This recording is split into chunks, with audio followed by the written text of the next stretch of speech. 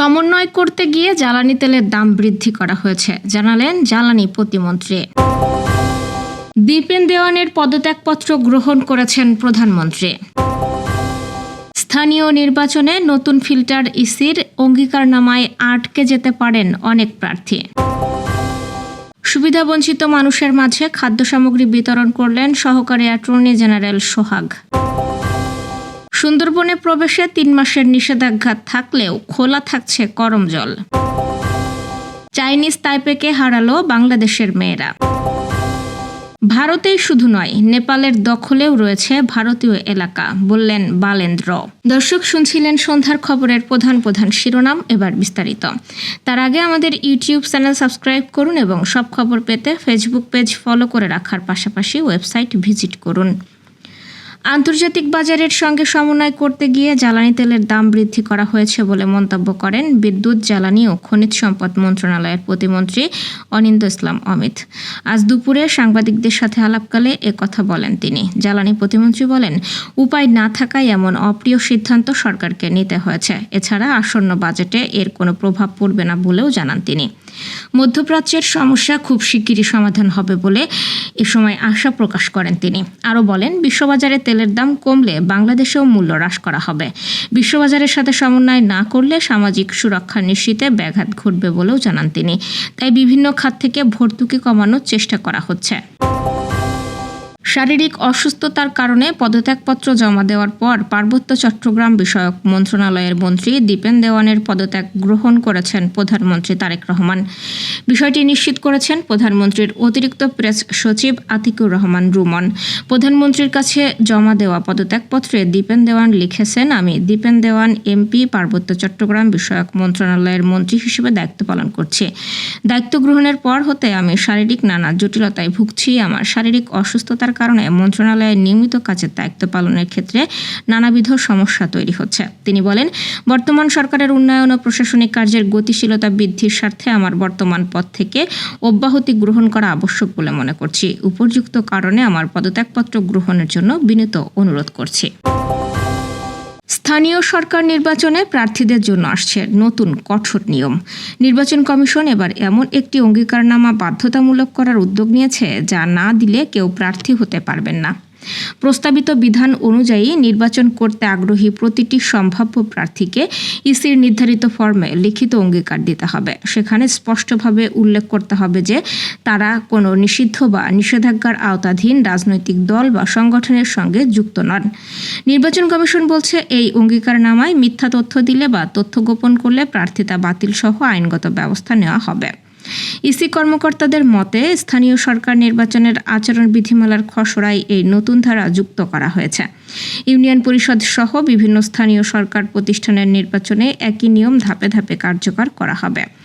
নির্বাচন কমিশনারদের ভাষ্য অনুযায়ী একটি কোনো নির্দিষ্ট দলকে লক্ষ্য করে নয়, বরং বিদ্যমান আইন ও নিষিদ্ধ রাজনৈতিক কার্যক্রম প্রতিরোধের অংশ হিসেবেই এই উদ্যোগ নেওয়া হচ্ছে। সবকিছু ঠিক থাকলে শিগগিরই কমিশনের বৈঠকে এই বিষয়ে চূড়ান্ত সিদ্ধান্ত নেওয়া হবে বলে জানা গেছে। যশোরের বাঘারপাড়ায় বিএনপির প্রতিষ্ঠাতা সাবেক রাষ্ট্রপতি জিয়াউর রহমানের ৪৫তম শাহাদাত বার্ষিকী উপলক্ষে সুবিধাবঞ্চিত মানুষের মাঝে খাদ্য সহায়তা প্রদান করা হয়েছে। উপজেলা সদরের দুহাকুলা বাজারে এই কর্মসূচির আয়োজন করে সহকারী অ্যাটর্নি জেনারেল ও ঢাকা মহানগর দক্ষিণ জাতীয়তাবাদী যুবদলের যুগ্ম আহ্বায়ক নূরে আলম সিদ্দিকী সোহাগ। এদিন দলীয় নেতাকর্মীদের সাথে নিয়ে প্যাকেটজাত খাদ্য সামগ্রী প্রদান করেন তিনি। পরে দুহাকুলা বাজার এলাকার পথচারীদের মাঝে রান্না করা খাবার বিতরণ করেন এই তরুণ বিএনপি নেতা। এই কর্মসূচির আয়োজক সহকারী অ্যাটর্নি জেনারেল ও ঢাকা মহানগর দক্ষিণ জাতীয়তাবাদী যুবদলের যুগ্ম আহ্বায়ক নূরে আলম সিদ্দিকী বলেন, দলীয় কর্মসূচির অংশ হিসেবে দরিদ্র অনগ্রসর মানুষের মাঝে তার এই খাদ্য সামগ্রী বিতরণ। এ সময় অন্যান্যের মধ্যে উপস্থিত ছিলেন বাঘারপাড়া পৌরসভার ৭ নম্বর ওয়ার্ড বিএনপি সাধারণ সম্পাদক তহিদুল ইসলাম, ৯ নম্বর ওয়ার্ড বিএনপি সাধারণ সম্পাদক নাজমুল ইসলাম, জেলা ছাত্রদলের সাবেক সহ সাধারণ সম্পাদক লিটন মোল্লা, জেলা শ্রমিক দলের যুগ্ম সাধারণ সম্পাদক শরীফুল ইসলাম, উপজেলা যুবদল নেতা হাবিবুর রহমান সহ বিএনপি ও অঙ্গ সহযোগী সংগঠনের নেতৃবৃন্দ। বন্যপ্রাণী ও মৎস্য সম্পদের প্রজনন মৌসুম রক্ষায় আজ থেকে ৩ মাসের জন্য সুন্দরবনে প্রবেশে নিষেধাজ্ঞা জারি করেছে বন বিভাগ। আজ ১ জুন থেকে আগামী ৩১ আগস্ট পর্যন্ত এই নিষেধাজ্ঞা কার্যকর থাকবে। নিষেধাজ্ঞার এই সময়ে সুন্দরবনের উপর নির্ভরশীল জেলে, বাওয়ালি ও মোয়ালদের পাশাপাশি সাধারণ পর্যটকদের বনে প্রবেশ সম্পূর্ণ বন্ধ থাকবে। তবে ব্যতিক্রম হিসেবে দেশি বিদেশি পর্যটকদের জন্য কেবল করমজল পর্যটন ও বন্যপ্রাণী প্রজনন কেন্দ্র খোলা রাখা হয়েছে। বন বিভাগের কর্মকর্তা জানান, জুন থেকে আগস্ট মাস পর্যন্ত সুন্দরবনের বিভিন্ন বন্যপ্রাণী, মাছ এবং বনজ উদ্ভিদের মূল প্রজননকাল। এ সময় বনের প্রাণীরা বাচ্চা প্রসব করে, মাছ ডিম ছাড়ে এবং বিভিন্ন গাছের বীজ থেকে নতুন চারা জন্মায়। এই প্রাকৃতিক প্রক্রিয়া যেন মানুষের চলাচল বা নৌযানের শব্দে বাধাগ্রস্ত না হয়, সেজন্যই সুন্দরবনে নিষেধাজ্ঞা এই সিদ্ধান্ত। এশিয়া কাপ অনূর্ধ্ব ১৮ হকি প্রতিযোগিতায় বাংলাদেশের মেয়েরা আজ প্রথম জয়ের দেখা পেয়েছে। আজ বাংলাদেশ ২-০ গোলে চাইনিজ তাইপেকে হারিয়েছে। জাপানে ২৯ মিনিটে কনা আক্তার বাংলাদেশকে এগিয়ে নেয়।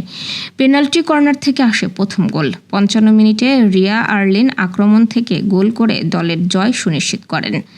ম্যাচ সেরা হয়েছেন তন্নি। একই প্রতিযোগিতায় ছেলেরা চীনের কাছে প্রতিদ্বন্দ্বিতা করেও ৩-২ গোলে হেরেছে। মঙ্গলবার চীনের বিপক্ষে খেলবে বাংলাদেশের মেয়েরা।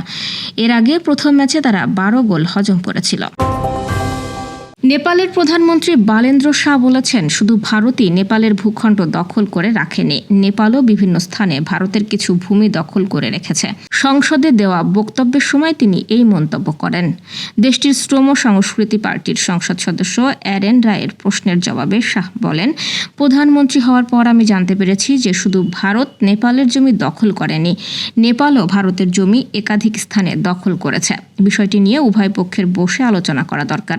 ভারত ও চীনের মধ্যে লিপুলেখ এবং লিম্পিয়াধুরা হয়ে বাণিজ্য নিয়ে এক প্রশ্নের উত্তরে নেপালের প্রধানমন্ত্রী বলেন, লিপুলেখ, লিম্পিয়াধুরা ও কালাপানি সংক্রান্ত বিরোধ কূটনৈতিক আলোচনার মাধ্যমে সমাধান করা হবে।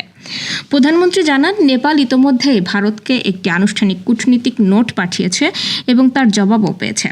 ভারতের পক্ষ থেকে জানানো হয়েছে, দুই দেশ ইতিহাসবিদ, জরিপ বিশেষজ্ঞ ও সংশ্লিষ্ট বিষয়ে অভিজ্ঞ ব্যক্তিদের নিয়ে যৌথ দল গঠন করবে এবং আলোচনার মাধ্যমে সমাধানের চেষ্টা করবে। শাহ আরও বলেন, সীমান্ত বিরোধ নিয়ে নেপাল, চীন ও যুক্তরাজ্যের সঙ্গেও কূটনৈতিক আলোচনা করেছে। তার মতে, ব্রিটিশ ভারতের সময় থেকে সমস্যাটির সূত্রপাত হওয়ায় যুক্তরাজ্যেরও এই বিষয়ে আগ্রহ দেখানো উচিত। দর্শক, এই ছিল সন্ধ্যার আয়োজন। রাতের খবর দেখার আমন্ত্রণ রইল। এতক্ষণ সাথে থাকার জন্য ধন্যবাদ।